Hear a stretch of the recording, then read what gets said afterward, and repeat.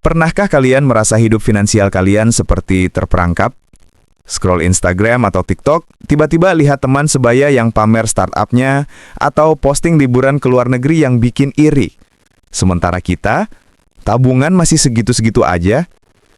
Atau mungkin kalian sering bertanya, kenapa ya? Ada orang yang kayaknya gampang banget jadi kaya, sementara hidup gue stuck di tempat yang sama.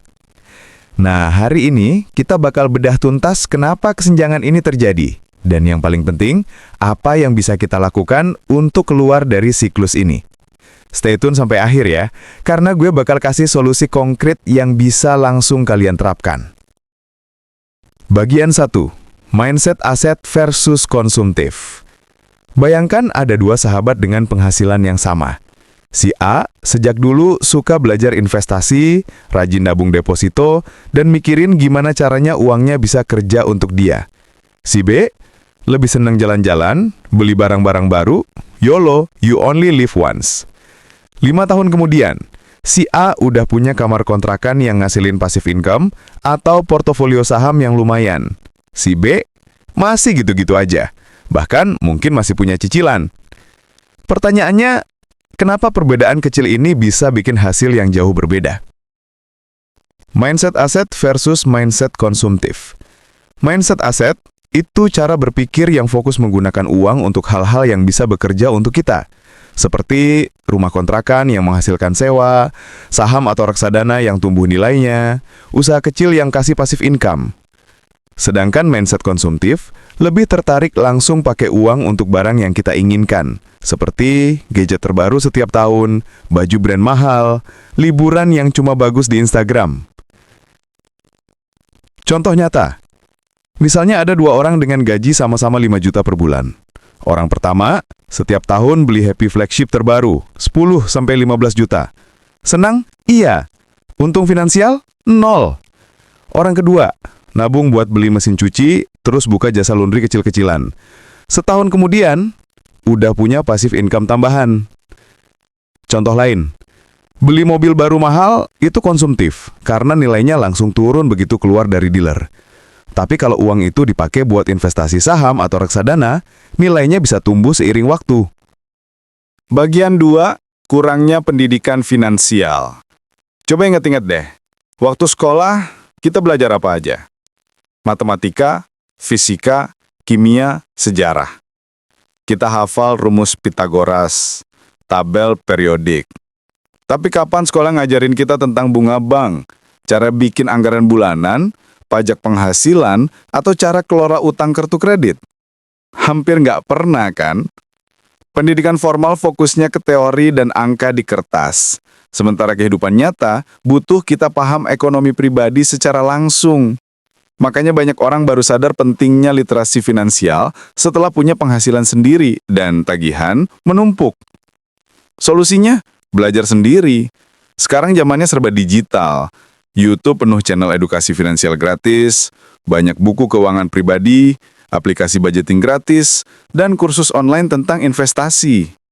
Yang paling penting adalah kesadaran bahwa belajar mengelola uang itu penting dan bisa dipelajari kapan saja sepanjang hidup.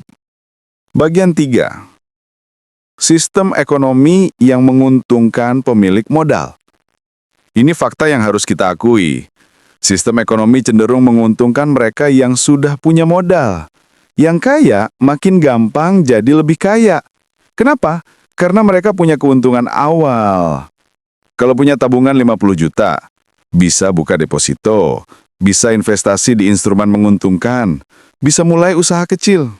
Kalau cuma punya 500 ribu, susah cari investasi yang worth it. Buka deposito aja nggak bisa, dan bank pun males kasih pinjaman karena nggak ada jaminan. Tapi bukan berarti kita nggak bisa ubah keadaan. Masih ada jalan keluar.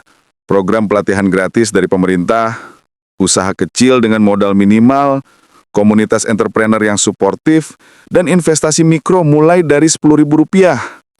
Kuncinya ada di sikap dan strategi. Dengan memahami sistemnya, kita bisa mulai merencanakan langkah agar posisi kita lebih kuat di masa depan. Bagian 4, pentingnya jaringan dan lingkungan positif. Selain modal finansial, Modal sosial juga super penting. Lingkungan A, keluarga dan teman yang rajin wirausaha, saling support dan sharing ilmu, diskusi tentang bisnis dan investasi. Hasilnya, ide-ide tumbuh cepat dan banyak peluang muncul. Lingkungan B, orang-orang pesimis, nggak peduli soal keuangan, cuma ngejar gaya hidup konsumtif. Hasilnya, sulit berkembang dan minim inspirasi. Sekarang gampang banget cari lingkungan positif, komunitas online tentang investasi, forum entrepreneur, webinar gratis, grup diskusi finansial. Bahkan di dunia nyata, kalau teman-teman lu rajin nabung atau mulai bisnis kecil, lu bakal ketularan energinya. Bottom line, jaringan yang baik itu kayak pintu ajaib. Dia bisa membuka akses ke informasi, mentor, bahkan peluang kerja. Hal-hal yang nggak akan lu temuin kalau lu jalan sendirian. Bagian 5. Lingkaran setan kemiskinan. Ini bagian yang agak berat, tapi penting banget untuk dipahami. Lingkaran setan kemiskinan itu nyata. Siklusnya seperti ini. Orang tua miskin, nggak bisa sekolahin anak susah dapat kerja bagus, hidup dalam kekurangan, dan anak mereka nanti juga susah. Begitu terus berulang. Faktor penghambatnya banyak. Susah akses pendidikan berkualitas, fasilitas kesehatan terbatas, anak harus kerja sejak dini, waktu belajar minim, stres dan kurang gizi mengganggu produktivitas. Generasi berikutnya akhirnya beresiko mengulang cerita yang sama. Tapi kabar baiknya, lingkaran ini bisa diputus. Ada akses beasiswa, pelatihan keterampilan gratis, modal kecil dari program pemerintah atau swasta. Dan yang paling penting, pendidikan finansial yang proper. Dengan pengetahuan dan kesempatan untuk mulai menabung atau usaha kecil-kecilan, orang bisa benar-benar mengubah keadaan. Bagian 6. Gaya hidup konsumtif versus produktivitas. Misalkan, ada dua orang dengan gaji sama-sama 2 juta rupiah per bulan. Orang A, hidup sederhana, naik motor tua, bawa bekal makan siang, nabung semampunya, ikut kursus online malam hari.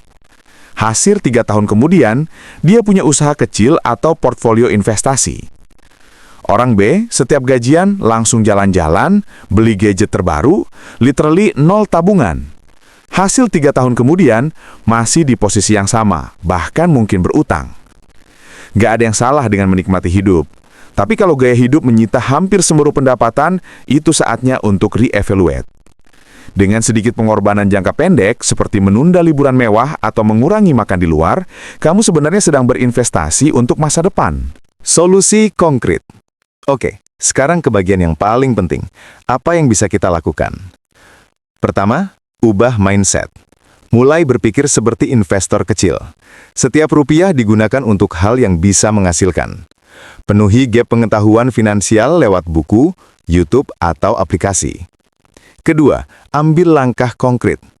Mulai kecil, sisihkan 10-20% pendapatan untuk dana darurat. Gabung komunitas finansial atau forum entrepreneur. Pelajari investasi modal kecil seperti reksadana mulai dari Rp10.000. Bangun disiplin dengan mencatat pengeluaran harian, dan tahan godaan belanja impulsif. Ketiga, manfaatkan jaringan positif. Bentuk grup diskusi finansial bersama teman atau keluarga. Cari mentor yang sudah berpengalaman. Dukungan moral dari orang terdekat itu penting banget. Teman-teman asupan otak, dari pembahasan tadi, satu hal yang harus kalian ingat. Kamu punya kendali lebih dari yang kamu kira. Banyak orang sukses yang mulai dari nol. Mereka membuktikan bahwa kalau kita mau belajar dan berusaha, setiap orang punya kesempatan untuk berubah. Jangan biarkan kondisi sekarang menentukan masa depanmu selamanya. Coba pikirkan, satu langkah kecil apa yang bisa kamu ambil hari ini? Mulai nabung sedikit, baca satu artikel tentang investasi, atau install aplikasi budgeting. Ingat, setiap langkah kecil hari ini bisa membawa perubahan besar di masa depan. Kalau video ini bermanfaat, jangan lupa like, biar videonya makin banyak yang lihat. Share ke teman-teman yang butuh, dan subscribe serta nyalakan notifikasi biar nggak ketinggalan konten edukasi selanjutnya. Sampai jumpa di video berikutnya, dan tetap optimis. Ini Asupan Otak, tempat kamu upgrade mindset dan skill finansial. See you!